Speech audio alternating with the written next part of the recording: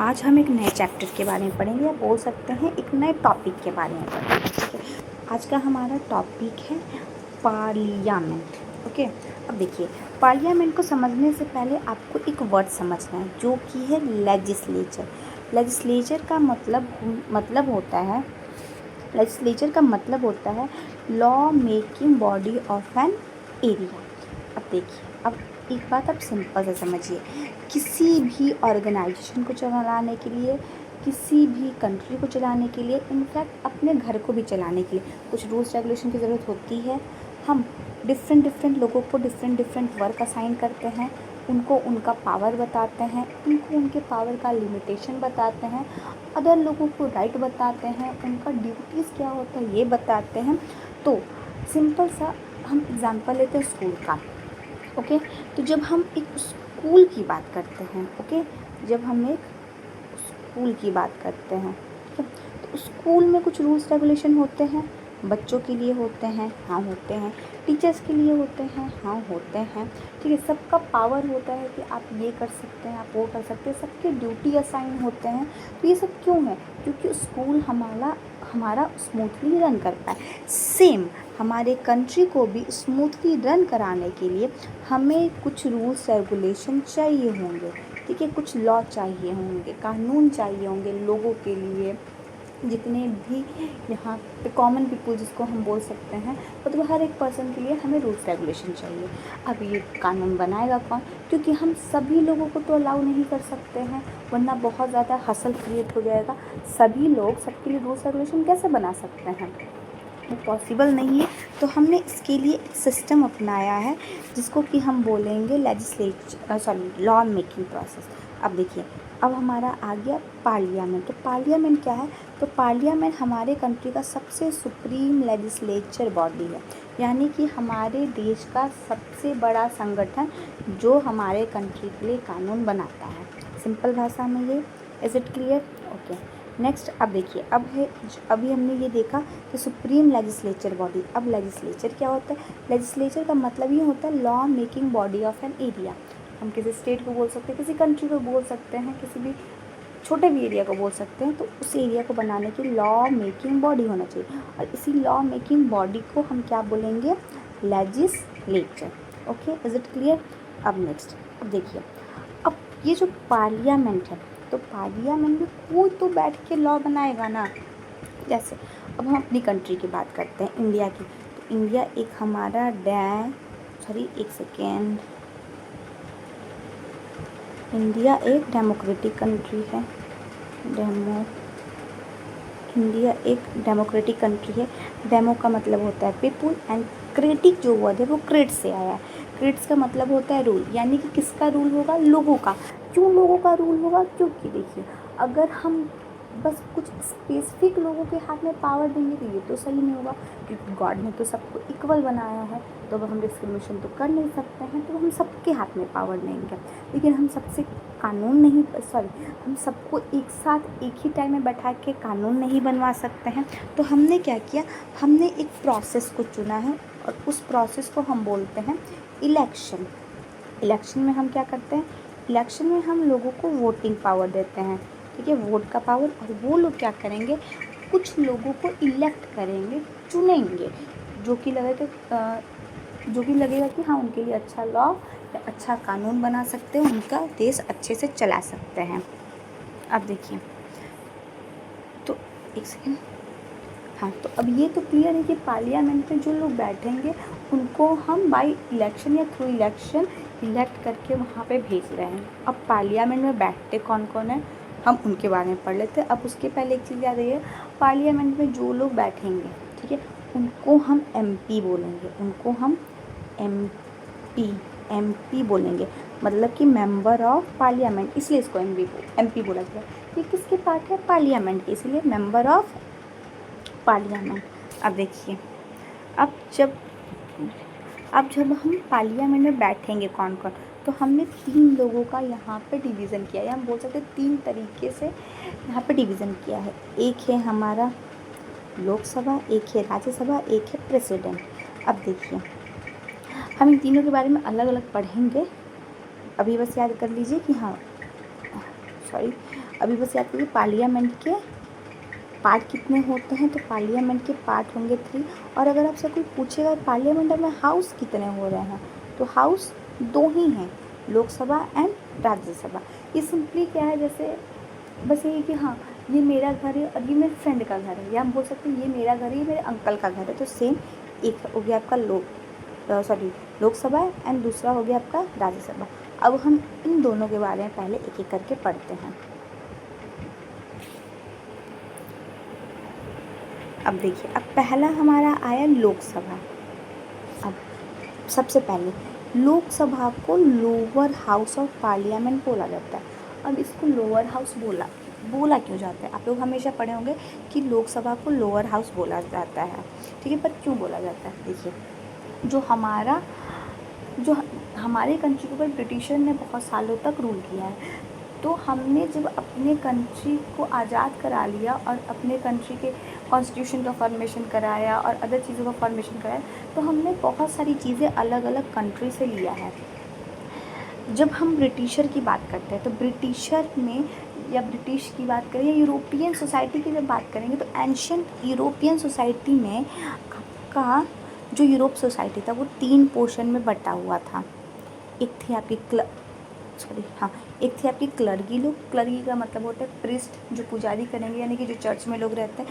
दूसरे हैं आपके नॉबिलिटी मतलब जो राजसी लोग हैं, जो राजा हैं या राजा के ख़ानदान से रिलेट करते हैं। थर्ड हैं आपके, जिनको कि थर्ड स्टेट बोला जाता है, उसको हम बोल सकते हैं कि वो है कॉमन पीपल। तो अब देखिए, आप लोगों ने शायद फ्रेंच रेवोल्यूशन बहुत लोगों ने पढ़ा होगा, बहुत लोगों ने नहीं पढ़ा होगा। जब भी आप फ्रेंच रेवोल्यूशन पढ़ते हैं, नहीं भी पढ़े हैं तो कोई बात नहीं, आप यहाँ पे बस ये समझ लीजिए कि उस टाइम में क्या था, आपका ये जो कॉमन पीपल है, इस कॉमन पीपल को लोग बहुत ही निचले हिस्से पे देखते थे। तो इनका जो हाउस होता था, कॉमन पीपल का हाउस, मतलब कि अगर मान लीजिए वहाँ कोई पार्लियामेंट है और वहाँ पे ग्रुप है क्लर्गी का, नोबिलिटी का, तो ये लोग अपर में आएंगे, और जो कॉमन पीपल हैं उनको वो लोअर ट्रीट करते थे। तो इसीलिए इंडिया में जो लोकसभा है, तो इंडिया के लोकसभा के जो मेंबर्स होते हैं उनको लोग डायरेक्टली इलेक्ट करके भेजते हैं। जैसे लोकसभा इलेक्शंस होते हैं ना, तो लोकसभा इलेक्शन में लोगों के पास पावर रहता है, लोग डायरेक्टली इलेक्ट करते हैं, वोट देते हैं, अपने रिप्रेजेंटेटिव को चुनते हैं, और जिस रिप्रेजेंटेटिव के पास मैक्सिमम नंबर ऑफ वोट रहता है वो जीत जाता है। तो ये लोग डायरेक्ट चुन रहे हैं, और अकॉर्डिंग टू ब्रिटिश जो कॉमन पीपल है वो लोअर है, इसीलिए हमने इनको लोअर हाउस बोल दिया। ओके, इनके द्वारा चूज़ किए पीपल जहाँ जाके बैठेंगे उसको हमने लोअर हाउस बोल दिया। अब एक बात और देखिए, ये जो लोकसभा है वो लोअर हाउस के साथ में परमानेंट बॉडी नहीं है, ठीक है। परमानेंट बॉडी का मतलब ये हमेशा नहीं रहता है। लोकसभा का टाइम पीरियड होता है 5 साल, नॉर्मल इसका टाइम पीरियड होता है 5 साल। 5 साल के बाद आपके दोबारा लोकसभा इलेक्शन होंगे, यानी कि 5 साल के बाद पूरा का पूरा लोकसभा आपका डिसॉल्व हो जाएगा, ख़त्म हो जाएगा, ठीक है। तो अगर आपसे कोई पूछेगा कि लोकसभा का टाइम पीरियड कितना है, तो आप बोलेंगे 5 साल। लोकसभा परमानेंट हाउस है? नहीं, लोकसभा परमानेंट हाउस नहीं है। क्यों नहीं है? क्योंकि after every 5 year Lok Sabha dissolve. Okay, next. अब देखिए, लोकसभा के जो मेंबर होते हैं उनको हम जनरल इलेक्शन के द्वारा चुनते हैं। अब जनरल इलेक्शन क्या होता है? जनरल इलेक्शन का मतलब वो इलेक्शन होता है जो पूरे कंट्री में एक ही पीरियड ऑफ टाइम में हो। जैसे जब हम विधानसभा इलेक्शन की बात करते हैं, जो हर स्टेट का अलग अलग टाइम पे होता है, लेकिन जब हम लोकसभा की बात करते हैं तो लोकसभा का इलेक्शन एक ही टाइम में होता है, एक ही पीरियड ऑफ टाइम में। अब देखिए, जब एक ही पीरियड ऑफ टाइम में होगा तो हम यहाँ पे स्टेट का सीएम तो चुन नहीं सकते हैं, तब हम लोकसभा के इलेक्शन में किसको चुनते हैं? लोकसभा के इलेक्शन के बाद हम चुनते हैं पीएम, यानी कि सेंट्रल गवर्नमेंट बनता है। ओके, अब उसके बाद जो लोकसभा का इलेक्शन होता है उसमें जो भी इलेक्टेड मेंबर होते हैं उनको लोग डायरेक्टली चुनते हैं। जैसे कि मान लीजिए आपका एक ग्रुप ए है, एक ग्रुप बी है, एक ग्रुप सी है।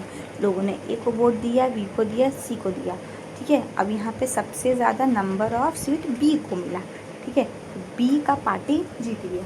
तो जो बी का पार्टी जीतेगा तो बी का पार्टी सेंट्रल गवर्नमेंट बनाएगा, सेंट्रल गवर्नमेंट बनाएगा। और जो पार्टी जीतता है वही अपना पीएम उम्मीदवार डिक्लेयर करता है। जैसे कि अभी फ़िलहाल में कौन सा है सेंट्रल गवर्नमेंट, बीजेपी है। यानी कि लोकसभा इलेक्शन में सबसे मैक्सिमम नंबर ऑफ सीट किसको मिला, बीजेपी को मिला।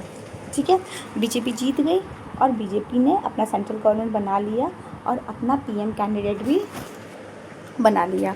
ओके, नेक्स्ट अब देखिए, मैंने ऑलरेडी बता दिया है कि लोकसभा का टाइम पीरियड कितना होता है। तो लोकसभा का टाइम पीरियड होता है 5 साल, साथ में इसके मेंबर्स का भी टाइम 5 ही साल हो जाएगा। हाँ, इन केस किसी का डेथ हो जाता है, कोई रिज़ाइन दे देता है, तो उनका दोबारा इलेक्शन होगा। अगर दोबारा इलेक्शन होगा तो एक बात याद रखिए, हमारी टोटल टाइम कितना है, 5 साल। कोई मेंबर है वो 3 साल के बाद डेथ कर गया, अब उसका टाइम पीरियड कितना बचा है, 2 साल। तो जो नेक्स्ट मेंबर होगा वो 2 साल के लिए ही बनेगा। ये मत सोचिएगा कि वो 5 साल के लिए बनेगा, क्योंकि पूरा का पूरा लोकसभा 5 साल के बाद डिसॉल्व हो जाता है। अब देखिए, अब इस हाउस को यानी कि लोकसभा को हाउस ऑफ पीपुल भी बोला जाता है। ओके, हाउस ऑफ पीपुल क्यों बोला जाता है, क्योंकि लोगों ने इन्हें डायरेक्ट इलेक्ट किया है। ओके, नेक्स्ट अब देखिए, अब हम पढ़ेंगे राज्यसभा के बारे में।